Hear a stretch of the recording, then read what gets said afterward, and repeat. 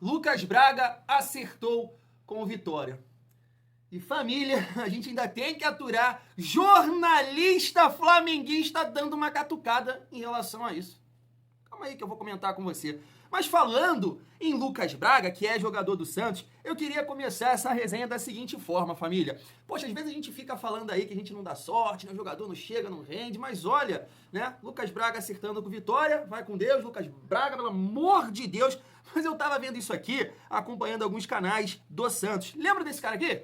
Luan Pérez? O Vasco tentou a contratação dele no ano passado, mas a família vascaína, o cara tá enterrando lá no Santos. É! E ele pediram, né, rios de dinheiro para jogar no Vasco no ano passado. Sorte. Tá vendo aí? A coisa tá mudando. 2025.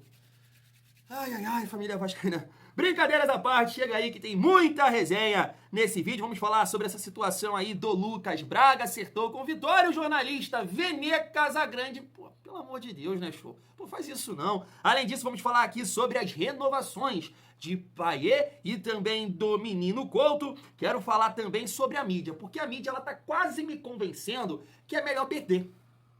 É, melhor perder assim, começar mal a temporada, pegar o Madureira e perder, pegar o Português e perder, pegar, né, o Maricá e também perder.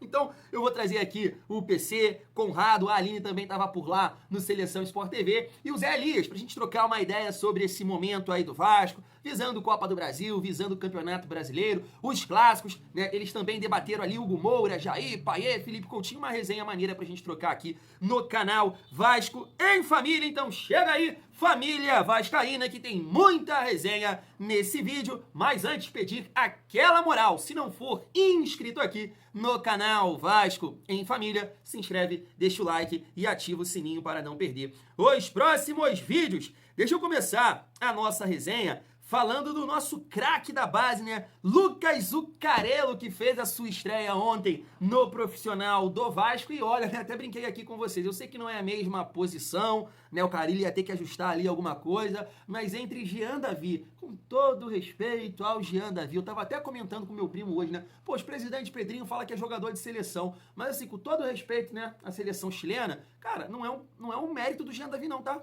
Ser da seleção chilena. É um problema para a seleção chilena. Porque, olha, não dá.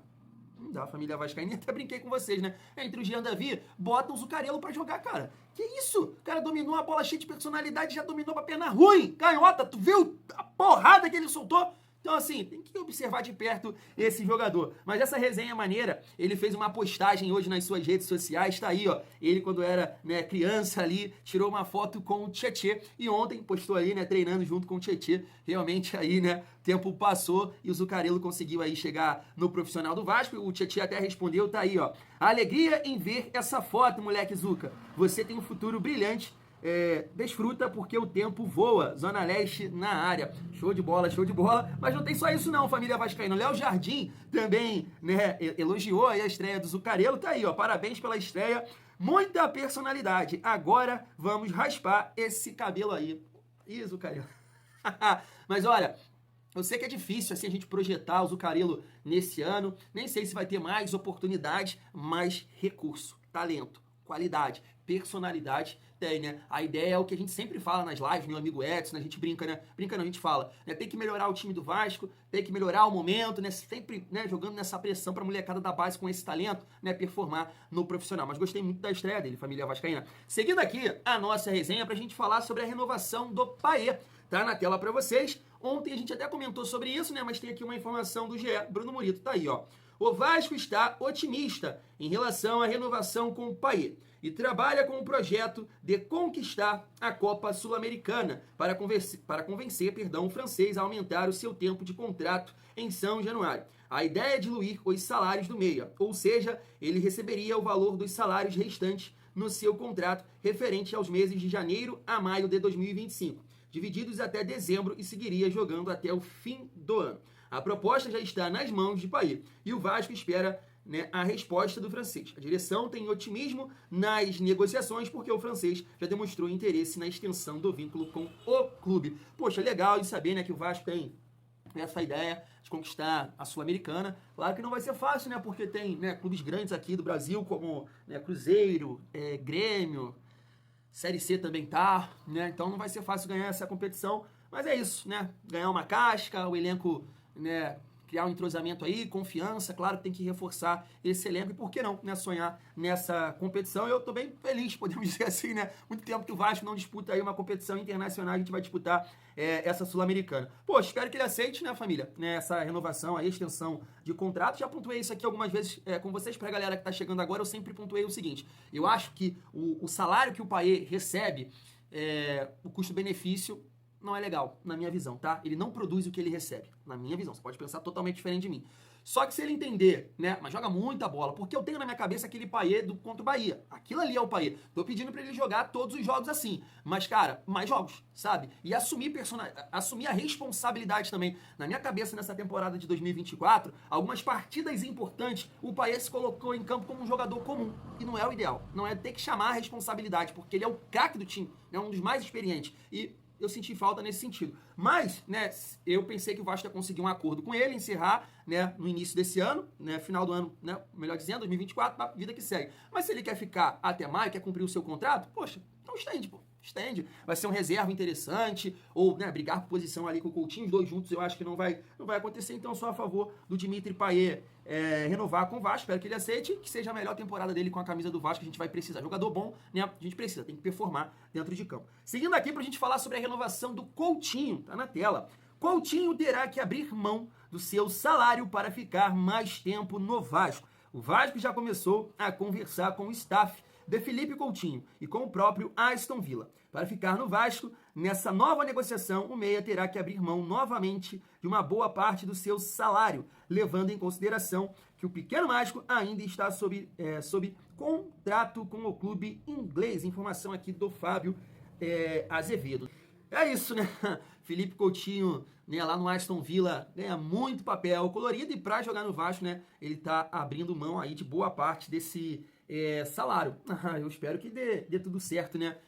Um dos pontos que a gente coloca para acreditar numa boa temporada do Vasco é o Felipe Coutinho, né? A melhora física, porque melhorando a parte física, a gente sabe que, né, não precisa ficar falando, chovendo molhado, tem muito recurso, muita qualidade, deu uma amostra ali no jogo contra a Portuguesa, né? Lembrando ali os bons tempos, arrancou, né? Criou espaço como uma dança, né? Como um teatro e chapou, golaço do menino Couto. Então, uma outra situação aqui que a gente espera, né, que dê tudo certo aí, ele possa seguir até o final do ano no nosso Vascão, família. Agora, resenhando aqui com vocês sobre essa questão aí, né, do jornalista flamenguista, faça-me o favor, tem que ter muita paciência, né? Tá aqui, né, família? Especulado no Vasco, Lucas Braga acerta com o Vitória. E aí veio o Vene, fez uma postagem no seu Instagram junto com o da SBT, e colocou assim, ó: Vitória supera Vasco e Atlético e encaminha contratação de Lucas Braga junto ao Santos. Você vê que é uma catucada porque ele trabalha, né, com o Lucas Pedrosa. E com certeza, né, os caras trocam uma ideia. Pô, Lucas Braga, pô, mas não. Porque o Pedrosa, ele falou sobre isso na live dele, né? Ele falou que me parece que o Santos demonstrou interesse no Sforza. Sondou o jogador e tudo mais. E aí, né, se cogitou uma possibilidade de troca de jogadores. E aí, como o Carille, né, trabalhou com o Lucas Braga e tem o perfil ali, né, esse cara que joga na beirada de campo, aí teve essa resenha, mas nada que evoluiu. Então o Vasco não demonstrou interesse no Lucas Braga, segundo aí o Lucas Pedrosa. E ainda bem, né, pelo amor de Deus. E aí vem ele e me mete essa, né, Vitória supera Vasco. Ai, pô, não dá, né, família vascaína. Mas vou te falar, essa partida aqui, todo respeito, eu faço gosto de perder, tá?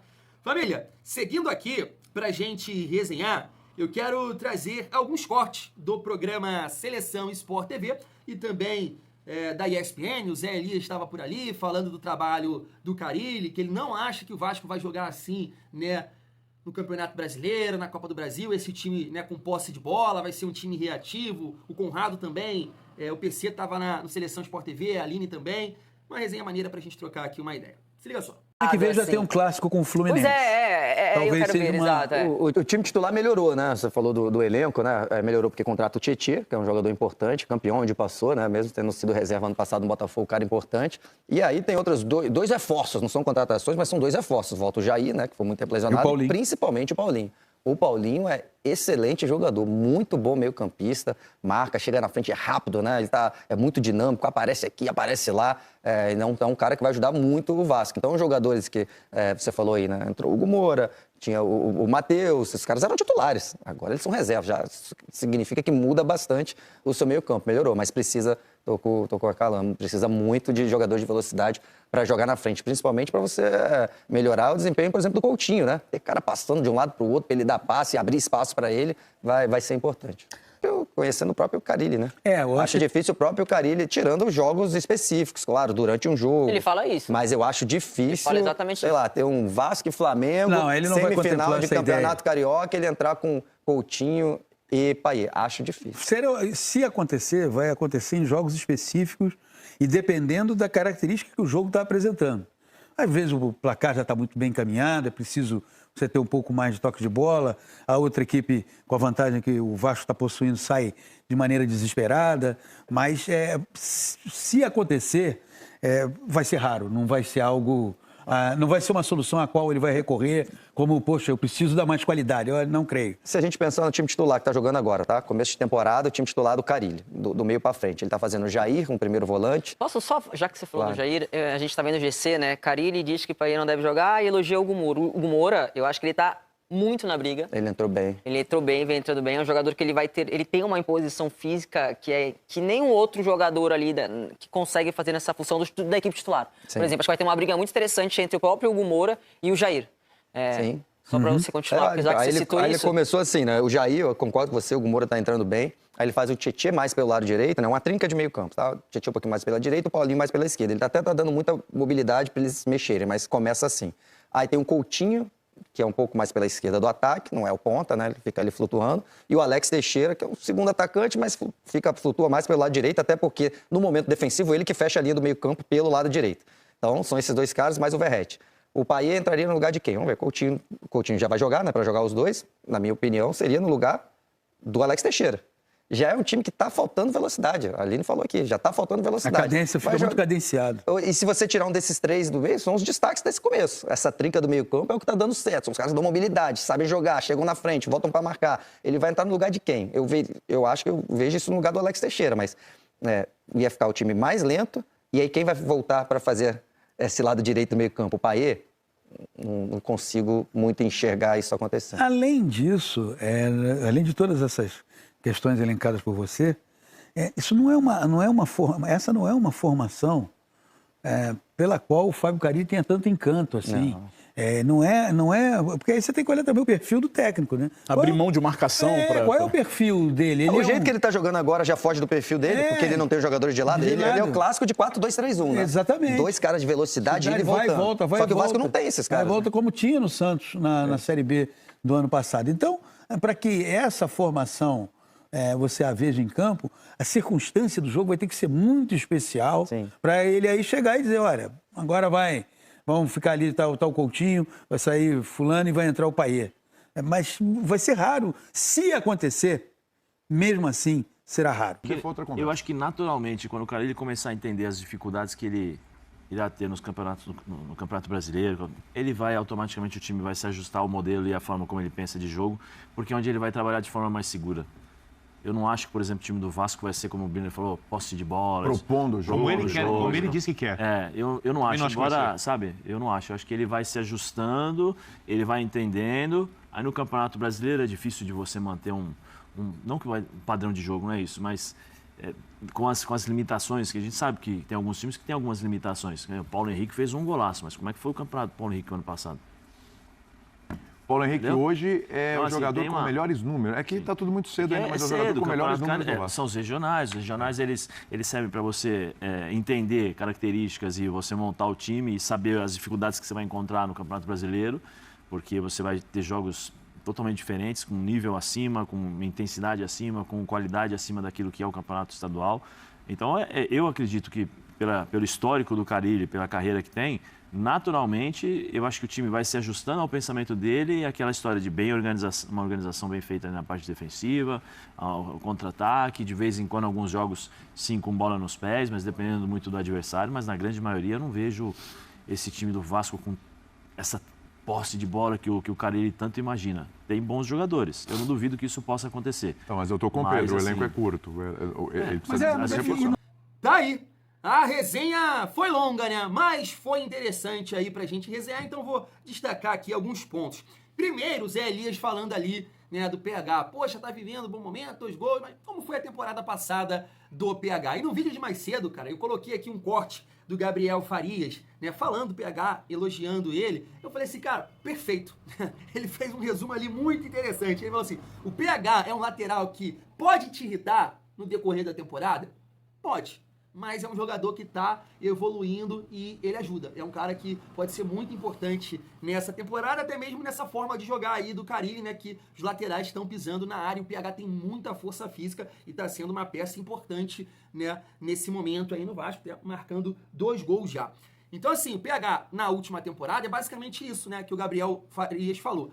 Teve partidas que irritou, teve partidas que pariu o PH, mas eu acho que num resumo, foi uma boa temporada do PH em 2024, então é um lateral que vem em evolução, né? Em 2023 ali, até comentei sobre isso, o Ramon Dias dá uma oportunidade para ele no jogo contra o São Paulo, ele, né, até oscilou ali, chegou até o momento que o Puma assumiu de novo, mas ele terminou a temporada como titular, 24 também, e aí 2025 também é titular do Vasco, começou muito bem a temporada. Eu tava até vendo aqui essa tier list aqui do Instagram, né, o Goleada, e aí eles colocaram aqui o PH, né, numa lista de fazem o seu papel. Né, não vou ler a galera que está aqui abaixo do PH, né, os laterais que vão disputar aí o Campeonato Brasileiro, né, família? Mas quem está acima do PH? O William, do Cruzeiro, concorda? Eles colocaram aqui também o Santiago Arias, né, lateral colombiano do Bahia, que também é da seleção, é bom jogador, e o Danilo, né, que chegou agora aí no Flamengo. O Danilo, né, não vou falar que é um péssimo jogador, não vou falar nada disso, né, porque o cara que passa por City, Juventus, Real, né, só clube grande, mas tá num momento terrível, né, vamos ver como é que ele vai chegar aí no Brasil.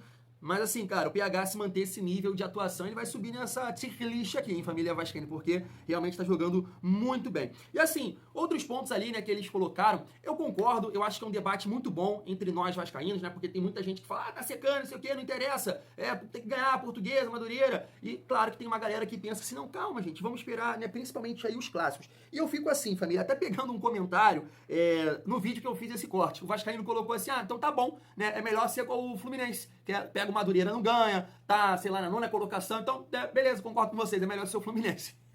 Então, assim, eu sei que não é parâmetro, mas eu acho importante você ganhar esses jogos, né, para você ganhar uma confiança. Então, eu penso assim como ele, mas eu entendo que realmente não é parâmetro, não é? A gente tem que ganhar, tem que, né, usar essas partidas para entrosar, para ganhar condicionamento físico, mas não é esse nível de adversário que a gente vai encarar. Então, assim, o Zé Elias pode parecer ali que tá secando, né? Com outro clube talvez ele não teria essa análise, mas eu, família, até concordo com ele, sabe? Até concordo com ele. Não sei se o Vasco vai jogar dessa forma no Campeonato Brasileiro, numa Copa do Brasil, só que eu acho que é uma possibilidade, e isso é importante. Pode ser uma variação para o futuro, e se lá na frente, né, dependendo do adversário, o Carille optar por jogar dessa forma, poxa, já foi uma maneira que ele trabalhou na temporada. E assim, né, como o Conrado ali falou, a Aline, tá faltando esse jogador, esses jogadores, né, na verdade, o time titular, esse jogador de mais velocidade, né, que possam realmente dar essa dinâmica, dar essa possibilidade dele, né, jogar no 4-3-3.